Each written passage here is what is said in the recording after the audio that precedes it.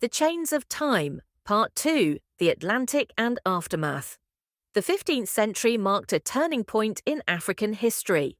Portuguese ships landed on the western coast, followed by the Spanish, the Dutch, the French, and the British.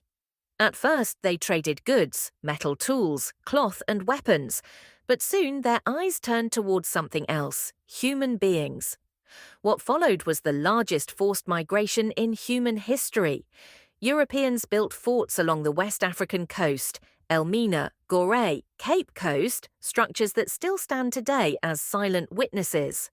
A brutal triangular system emerged: guns and manufactured goods into Africa, enslaved Africans to the Americas, sugar, cotton, and tobacco back to Europe. African leaders were drawn into this violent trade, some willingly for profit, others for survival.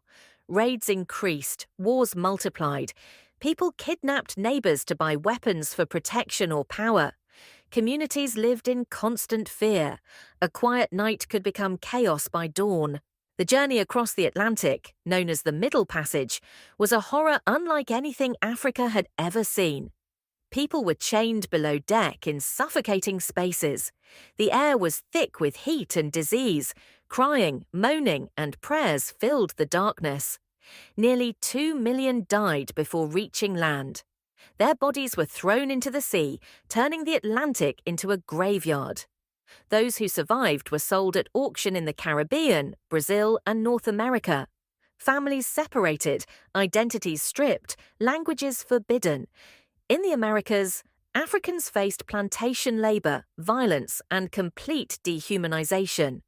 The idea of race was used to justify this brutality, creating systems of racism that still shape the modern world. The impact on Africa was catastrophic. Millions of young people, the strong, the skilled, the future leaders, were taken. Entire villages disappeared. Agricultural systems collapsed.